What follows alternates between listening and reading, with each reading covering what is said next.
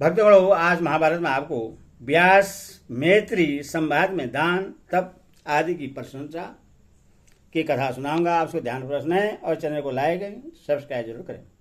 कथा सुनिए। युधिष्ठिर ने पूछा, पितामह, विद्या तप और दान, इनमें से कौन सा कर्म श्रेष्ठ है? भीष्म जी ने कहा, युधिष्ठिर, इस विषय में श्री कृष्ण देवपायन व्यास और मैत्री के संवाद रूप एक प्राचीन इतिहास का उदाहरण दिया जाता है। एक समय की बात है, भगवान श्री कृष्ण देवपायन वेद व्यास जी गुप्त रूप से विचरते हुए काशी में जा पहुंचे। वहां मुनियों की मंडली में मुनिवर मैत्री जी बैठे हुए थे। जब व्यास जी उनके पास गए तो मैत्री जी ने उन्हें पहचान लिया कि ये कोई महात्मा है। फिर उनका विधिवत पूजन करके उन्हें उत्तम अन्न भोजन कराया। वह उत्तम, लाभदायक और सबकी रुचि के अनुकूल अन्न भोजन करके महामना व्यास जी बहुत संतुष्ट हुए। फिर जब वहां से चलने लगे तो कुछ मुस्कुराए।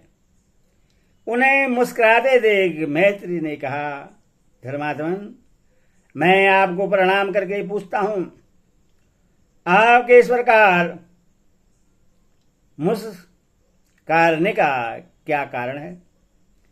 व्यास जी ने कहा, मैत्री जी, मैंने आपके यहाँ अतिथित और अतिवाद का दर्शन किया है।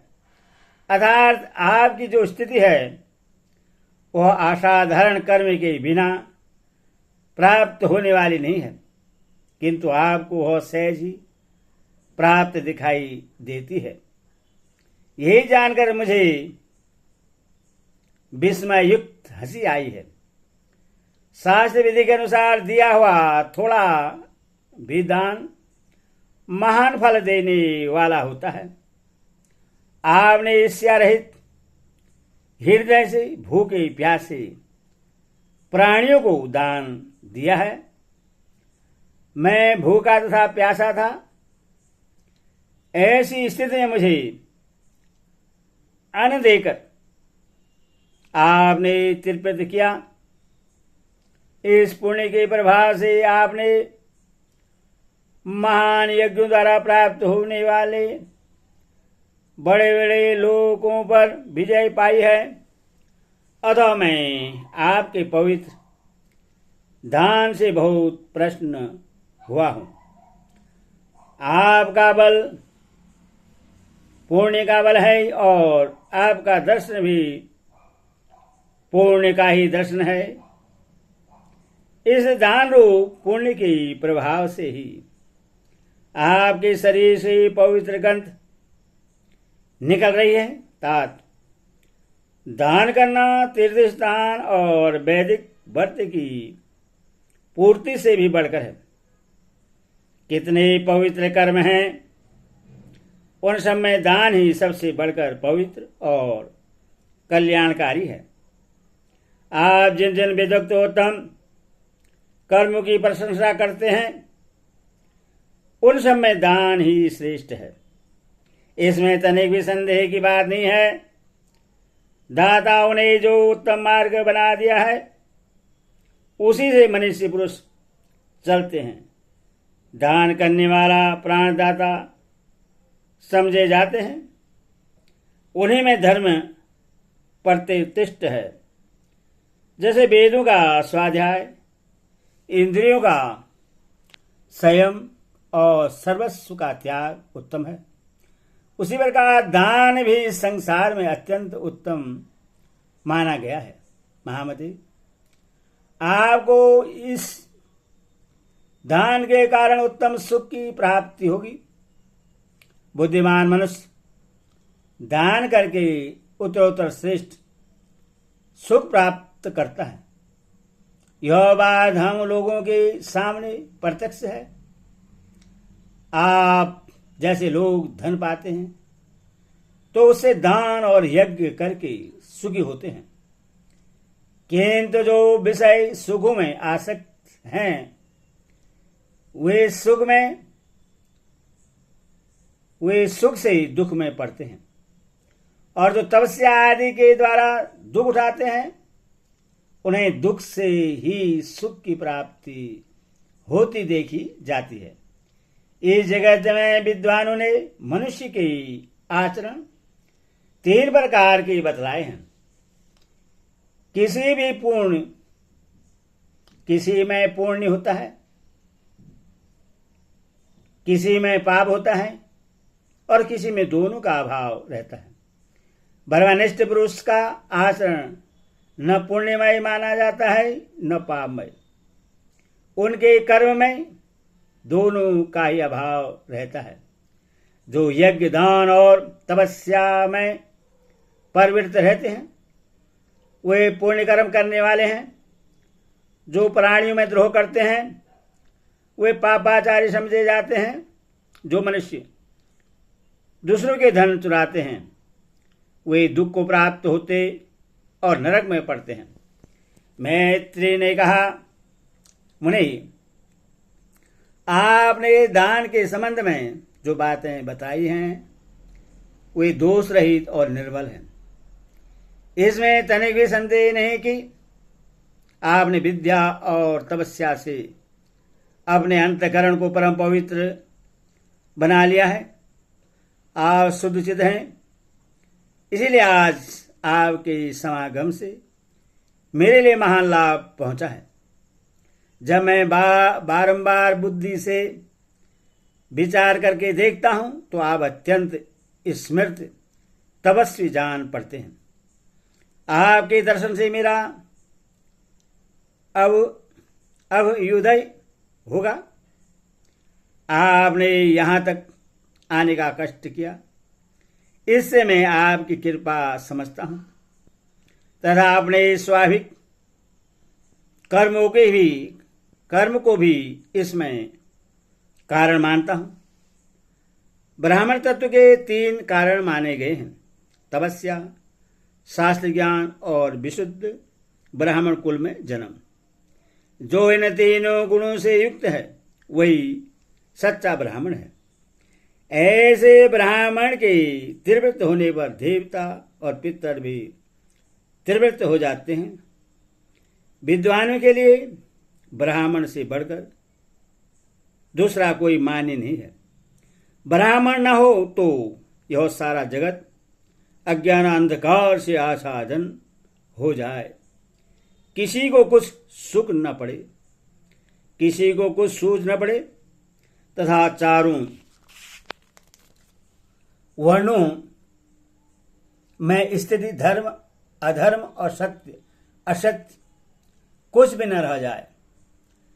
जैसे मनुष्य उत्तम खेत में बीज बोने पर उसका फल पाता है, उसी प्रकार विद्वान ब्राह्मण को दान देकर दाता पुरुष उत्तम फल का उपभोग करता है। यदि विद्या और सदाचार से संपन्न ब्राह्मण दान न स्वीकार करे तो धनवानों का धन ही व्यर्थ हो जाए। मूर्ख मनुष्य यदि किसी का अन्न खाता है तो वह उस अन्न को नष्ट करता है, अर्थात दाता को उसका कुछ फल नहीं मिलता। इसी प्रकार वह अन्न भी उस मूर्ख को नष्ट कर डालता है। जो सुपात्र होने के कारण उस अन्न और दाता की रक्षा करता है उसकी भी वह अन्न रक्षा करता है। जो मूर्ख दान के फल का हनन करता है वह स्वयं भी मारा जाता है। विद्वान ब्राह्मण यदि अन्न ग्रहण करता है तो वह उस अन्न का स्वामी होता है, अर्थात उसको पचाने की शक्ति रखता है तथा वह ईश्वर समर्थ होने के कारण दाता के लिए उसके दान के अनुरूप उत्तम फल उत्पन्न करता है। यदि इतर मनुष्य किसी का अन्न ग्रहण करते हैं तो वे दाता की संतान समझे जाते हैं, अथवा अयोग्य व्यक्ति को दान लेने से इस सूक्ष्म दोष की प्राप्ति होती है, इसीलिए उससे किसी का दान नहीं लेना चाहिए। दान देने वालों को जो पुण्य होता है वही पुण्य दान लेने वाले योग्य अधिकारियों को भी मिलता है, क्योंकि दोनों एक दूसरे के उपकारक होते हैं। एक पहिए से गाड़ी नहीं चलती, प्रतिग्रह हिता के बिना दाता का दान नहीं सफल हो सकता। ऐसी ऋषियों का कथन है। जहां विद्वान और सदाचारी ब्राह्मण रहते हैं वहीं दिए हुए दान का फल यौलोक और परलोक में भी मिलता है।